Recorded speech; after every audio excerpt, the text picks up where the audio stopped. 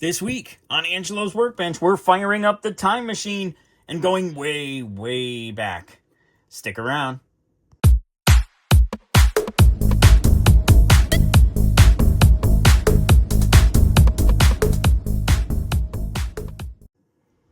Hey everybody, it's Angelo with Angelo's Workbench here with my next project, Revell's 1960 Chevy Impala Hardtop, courtesy of my friend Revell over at Muscle Car Modeler. Last time I was out there and we were at Bernie's Backyard Bargain Bin and all the various places that we went, I had mentioned that I was looking for a 1960. I've always wanted to do a 1960, and so here we are. So some fun things about 1960, way back in the day. In the movies, some of the popular movies were The Magnificent Seven came out that year, and Spartacus came out that year. And kids were going to the movies to see The Swiss Family Robinson, put out by Disney back in 1960. On the radio, we were listening to Chubby Checker, and The Twist was a popular song that year. And a little radio DJ by the name of Wolfman Jack was getting started, beginning his career down in Virginia under the name Daddy Jules. He eventually became Wolfman Jack somewhere around 1963, I believe. So in 1960, Motor Trend Car of the Year was the Corvair. But the Impala was wildly successful that year, selling 511,000 units. And the Sport Coupe and the Convertible were the most popular versions. These cars today can go for between $35,000 and $50,000 for a project car. Finished examples or pristinely restored examples can go for $100K plus, ladies and gentlemen. Woo! This one, however, will be restored pristinely and will look marvelous and will be nowhere near worth $100,000. They say artists' work is popular after they're dead, so I'm not in any hurry for my model cars to become popular. I think they're fine here on my shelves. So this kit has been Rowlified. He takes the tires and the glass and puts them in clear bags, which is a really good idea. Everybody should do this with their kits. That man is tremendously organized and does some really good work. So looking here, we have the chrome sprue. One of these little guys came off. He's already here in the bin. There is a ton of chrome on this car, and I can see we have some aftermarket accessories. Those look like hydro pumps for the trunk, which is going to be, I don't think I'm going to use those.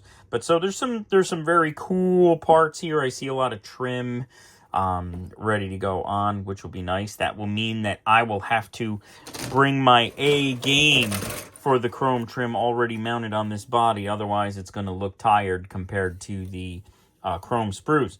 So I will have to figure that out. I will either strip and repaint this so that it matches this perfectly, or I will figure out a way to get the chrome trim on this looking good, but stay tuned for more. In terms of colors, I am contemplating going with the box art. I really like the black and red. I know Raoul did his in the same color. It's just, I really like it. And I haven't done a black car in a while, so I'm thinking that this is going to be black and red. But we will see. I reserve the right to change my mind completely. This thing really is ginormous.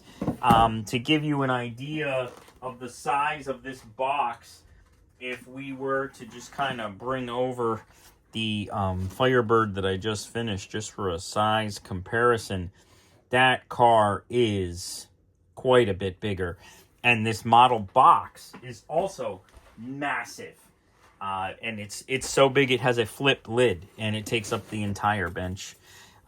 So looking again at the undercarriage, exhaust, this is just massive. The exhaust is longer than a typical model car.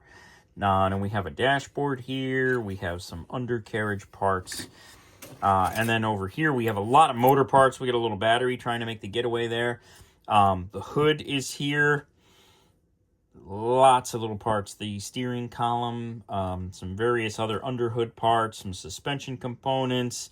There is a lot of stuff. I see headers. I see intake manifold, I see exhaust manifold, I see valve covers, the block. This is going to be a fun kit. And we have the trunk. We have some very nice detailed door panels here. We have the white walls to go with the tires. That's going to be great. Then we have lots of taillights. And I was looking at this. I'm going, wow, why do I have 2? And the answer is because I believe there are 6. And so you wouldn't be able to get by with just 1, and then you have 2 extras. So that's good, I guess. I got a couple extras. Nice. The decals, I am hoping these look to be in pretty good shape. I really want to use those and the red interior. But then we have a whole ton of decals. We have license plate options. We have logos. We have little decals for, like in the trunk or under the hood. There is, I don't know what that is, but I will find out. It looks like it's an OK used car tag. And then there's another one up here. I will find out where those are supposed to go. And then you have the option for the red or blue interior. And those were the 2 popular colors. Looking at the instructions, they have some factory color combinations here on the back. These are the solid colors. And then these are the 2 tones. So there was a white with tuxedo black, and a white with silver, a white with red, and a silver with gray. And then the following butter colors were available with a light and a medium blue interior. The solid colors, horizon blue and royal blue, and then the 2 tones, white and blue, those came with the light and medium blue interior. And then these colors came with the red and white interior. So black, white, silver, gray, red, which is kind of cool. Only the blues got the blue interior, which kind of makes sense if you think about it. Though white might not have been bad, but apparently on the solid colors, well, they had a 2-tone white and blue. So, but again, I'm thinking of black, you know, tuxedo black, or if I want to go like with a 2-tone, but there's definitely going to be tuxedo black on this car, or at least my version of black. It's going to be black. Black is black, in my opinion. I know that I'm going to stop you right there from going to the comment section. I know that there's different shades of black, but in terms of like my painting this model car, I'm going to use whatever black that I've got laying around that looks good, and it's going to be black. There you go. So looking through the kit, typical colors. We've got some aluminum, some red, some green, flat black, flat white, gloss black, gunmetal. Your typical model colors. We got some gold, I bet, for some carburetors. That sounds good. And then it starts out with the engine assembly and goes right into suspension. And then you're gluing the chassis together with the trunk floor, the exhaust and suspension. And then once you get a rolling chassis, you've got your radiator, your wheels and tires. Then it's off onto the interior it goes, which makes perfect sense. And then once you've completed the interior, now we're starting to do some work on the body.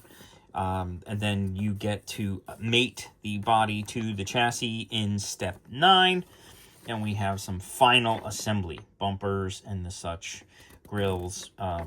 It looks like that the body is basically a solid one-piece unit.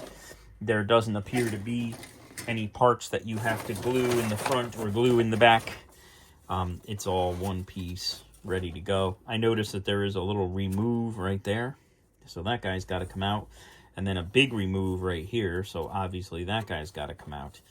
There is some pretty strong mold lines on here. I'm going to be doing some sanding to get those under control, get them looking the part. But the body itself is nice and square and doesn't seem to be warped in any way. Looks like it's going to be relatively straightforward, which is nice. This is going to be a really fun build. It will take us a good chunk of the way into the winter here in upstate New York. So I hope that you will stick around. Come on back. We're going to get started with some body work and some paint work. We're going to get that underway first, and then we'll go to our parts organization, getting everything squared away and ready for all of the different colors that are going to have to be airbrushed and hand painted.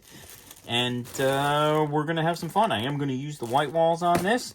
So stick with me, and we'll be back with more. Thanks for tuning in and following along in the 60 Chevy Impala Hardtop video series announcement. This is going to be a fun one.